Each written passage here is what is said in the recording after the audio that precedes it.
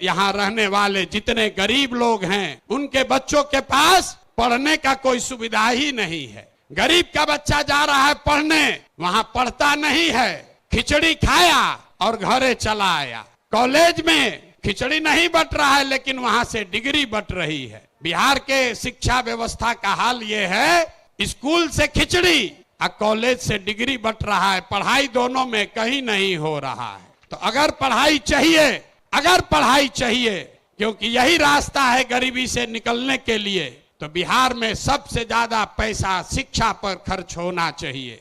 इसलिए जनसुराज कह रहा है कि जब हमारी व्यवस्था बनेगी तो 1 घंटा के अंदर शराबबंदी को उठाकर फेंक देंगे। अगर बिहार में विश्व स्तरीय सबसे अच्छा शिक्षा व्यवस्था बनाना है तो 5 लाख करोड़ रुपया चाहिए। 5 लाख करोड़ रुपया चाहिए अगले 10 वर्ष में, तो देश का सबसे अच्छा शिक्षा व्यवस्था बिहार में बना दिया जाएगा।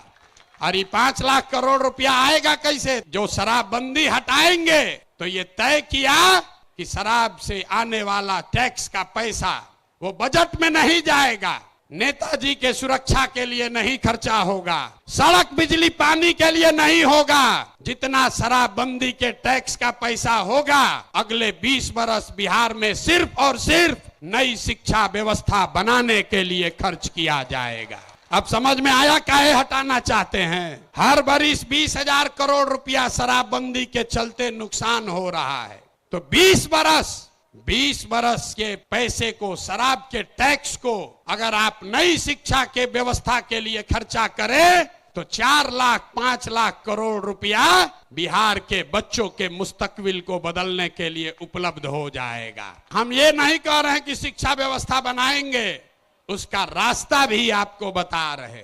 5 लाख करोड़ रुपया जुटाएंगे इसी बिहार से और ऐसी शिक्षा व्यवस्था बनाएंगे कि पूरे देश से लोग जैसे नालंदा विक्रमशिला में पढ़ने आते थे वैसे यहीं पर पढ़ने आएंगे, तभी बिहार ज्ञान का भूमि फिर से बनेगा। शराबबंदी जाएगा, नई